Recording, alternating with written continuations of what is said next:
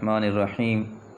وَإِذْ قَالَ مُوسَىٰ لِقَوْمِهِ يَا قَوْمِ اذْكُرُوا نِعْمَةَ اللَّهِ عَلَيْكُمْ إِذْ جَعَلَ فِيكُمْ أَنْبِيَاءَ وَجَعَلَكُمْ مُلُوكًا وَآتَاكُمْ مَا لَمْ يُؤْتِ أَحَدًا مِنَ الْعَالَمِينَ يَا قَوْمِ ادْخُلُوا الْأَرْضَ الْمُقَدَّسَةَ الَّتِي كَتَبَ اللَّهُ لَكُمْ وَلَا تَرْتَدُّوا عَلَىٰ أَدْبَارِكُمْ فَتَنْقَلِبُوا خَاسِرِينَ قالوا يا موسى إنا فيها قوما جبارين وإنا لن ندخلها حتى يخرجوا منها فإن يخرجوا منها فإنا داخلون۔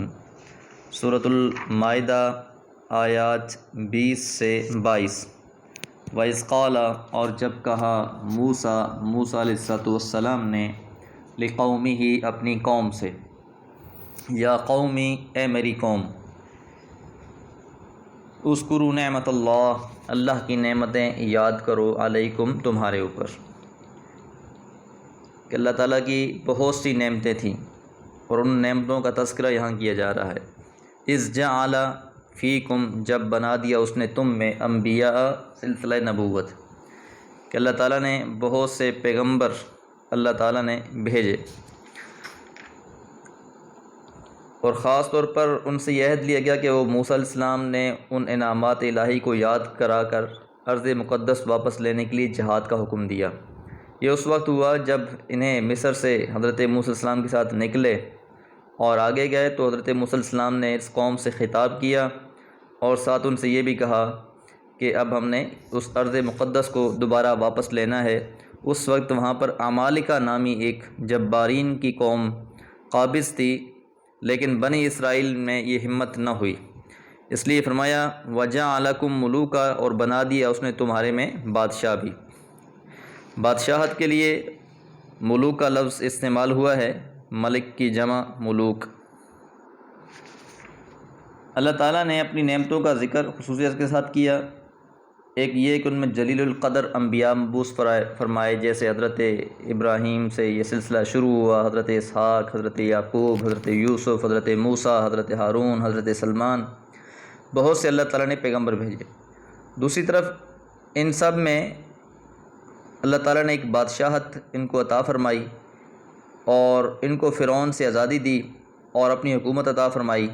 تو معلوم ہوا کہ آزاد اور حاکم قوم کا ہر فرد ہی بادشاہ ہوتا ہے اور محکوم قوم کا ہر فرد غلام ہوتا ہے۔ اور تیسرا یہ ہے کہ اللہ تعالیٰ نے انہیں توحید کا علم بردار بنا دیا، جبکہ دوسری قومیں شرک میں مبتلا تھیں، اور یہ نعمت اور معجزات شامل ہیں جو بنی اسرائیل کی مدد کے لیے اللہ نے بھیجے، مثلا سمندر کا پھٹنا، بادلوں کا سایہ، پتھر سے چشموں کا پھوٹنا، من اور سلوہ، اور بہت سی اللہ تعالیٰ کی نعمتیں اس قوم پر ہوتی رہیں۔ اس لیے اللہ تعالیٰ نے فرمایا کہ وَآتَاكُمْ، اور دیا تم کو، مَا لَمْ يُؤْتِ، جو نہیں دیا، احدن کسی کو بھی، ایک کو بھی، من العالمین، اس جہاں میں، یعنی اللہ تعالیٰ کی جو نعمتیں تھیں ان پر بہت زیادہ تھیں، اور یہ خصوصیت کے ساتھ اللہ تعالیٰ نے اس کا تذکرہ کیا۔ اب آگے موسیٰ علیہ السلام نے کہا یا قوم، یہ میری قوم، ادخلوا، داخل ہو جاؤ، الارض المقدسۃ، مقدس سرزمین میں، مراد شام اور فلسطین کا علاقہ ہے، کیونکہ یہیں سے بنی اسرائیل مصر گئے اور یہی ان کی آبائی میراث تھی جو اللہ تعالیٰ نے ان کے لیے لکھ دی تھی۔ تورات میں اس وعدے کی صراحتیں موجود ہیں۔ التی کتب اللہ لکم، التی جو، ارض مقدسہ جو، کتب اللہ لکھ دی ہے اللہ تعالیٰ نے، لکم تمہارے لیے، ولا ترتدوا علی ادبارکم، اور تم نہ پلٹنا، علی ادبارکم اپنے ایڑیوں کے بل، منہ پھیرنا، ایڑیوں کے بل پھر جانا، پشت دکھا دینا، مختلف اصطلاحات اس معنی میں استعمال ہوتی ہیں، اور مراد یہ ہے کہ ایسا نہ ہو کہ تم اس جہاد کو چھوڑ کر اس ارض مقدس کے حصول کے لیے جد و جہد اور محنت کرنے کے بجائے تم اپنا رخ دوسری طرف پھیر لو، اور اگر تم نے ایسا کیا فَتَنْقَلِبُوا خَاسِرِينَ، تو تم پلٹو گے خسارہ پانے والے ہو کر، یعنی یہ بہت بڑا خسارے کا فیصلہ ہوگا تمہارا۔ قالوا، اب کیا ہوا کہ موسیٰ علیہ السلام نے اپنی قوم میں سے 12 اشخاص کو منتخب کیا اور انہیں بھیجا کہ وہ جائیں اور وہاں کے حالات کا جائزہ لے کر آئیں، اور جب یہ لوگ گئے ہیں وہاں جا کر جائزہ لیا ہے تو دیکھا ہے کہ وہ ایک منظم قوم تھی، ایک طاقت والی قوم تھی، جسامت کے لحاظ سے بھی اور اسلحے کے لحاظ سے بھی،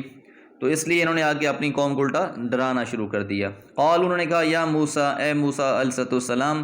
انا فیہا یقیناً ان میں، اس میں یعنی اس شہر میں، ارض مقدس میں، قومن ایک قوم ہے، جبارین بڑی طاقت والی، جبار۔ جبارین سے مراد بڑے ڈیل ڈول والے، بہت اسلحے والے مراد ہیں، مگر اس انداز سے جو بعض تفسیروں میں ان لوگوں کا نقشہ کھینچا گیا ہے، یہ سب اسرائیلی روایات ہیں جنہیں ایک معمولی عقل کا انسان بھی تسلیم نہیں کر سکتا، خصوصاً عوج بن عنق کا افسانہ، جس کے متعلق حافظ ابن کثیر رحمہ اللہ بھی لکھتے ہیں کہ یہ سب من گھڑت افسانے ہیں۔ رسول اللہ صلی اللہ علیہ وسلم نے فرمایا کہ آدم علیہ السلام کا قد 60 ہاتھ تھا اور اس کے بعد سے برابر لوگ گھٹ رہے ہیں۔ امام بخاری نے اس حدیث کو بیان فرمایا ہے۔ بہرحال اس قوم کے بارے میں مختلف لوگوں نے مختلف قسم کی کہانیاں بیان کی ہوئی ہیں، لیکن وہ حقیقت پر مبنی نہیں ہیں۔ بہرحال البتہ یہ ہے کہ یہ قوم طاقت والی بھی تھی اور ساز و سامان اسلحے کے لحاظ سے بھی ایک مسلح قوم تھی۔ وَإِنَّا، اور انہوں نے کہا وَإِنَّا، اور یقیناً ہم لن ندخلها، ہرگز داخل نہیں ہوں گے اس شہر میں، حتیٰ یخرجوا منہا، یہاں تک کہ وہ نکل جائیں۔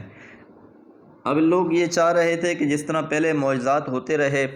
اور آسانیاں آتی رہیں کہ کبھی معجزے سے سمندر میں رستے بن گئے، کبھی معجزے سے پتھر پر لکڑی کو، لاٹھی کو مارا گیا اور وہاں سے چشمے پھوٹ پڑے، کبھی سائباں مل گیا، کبھی من اور سلوہ مل گیا، تو اب ان کی چاہت تھی کہ اسی طرح کا کوئی معجزہ ہو اور یہ لوگ جو دوسری قوم یہاں آباد ہے یہ شہر خالی کر کے چلی جائے اور پھر ہم داخل ہو جائیں گے۔ تو اس لیے انہوں نے کہا کہ وَإِنَّا، اور یقیناً ہم لن ندخلها، ہرگز داخل نہیں ہوں گے، حتیٰ یہاں تک کہ یخرجوا، وہ نکل جائیں، منہا، اس میں سے۔ فَإِن یخرجوا، پس اگر وہ نکل گئے، منہا، اس میں سے، فَإِنَّا داخلون، پس یقیناً ہم داخل ہونے والے ہو جائیں گے۔ یعنی یہ لوگ جہاد کے لیے تیار نہ تھے۔ اللہ سے دعا ہے اللہ تعالیٰ قرآن احکامات کو سمجھنے کی توفیق عطا فرمائے۔ وما علیہ الا البلاغ۔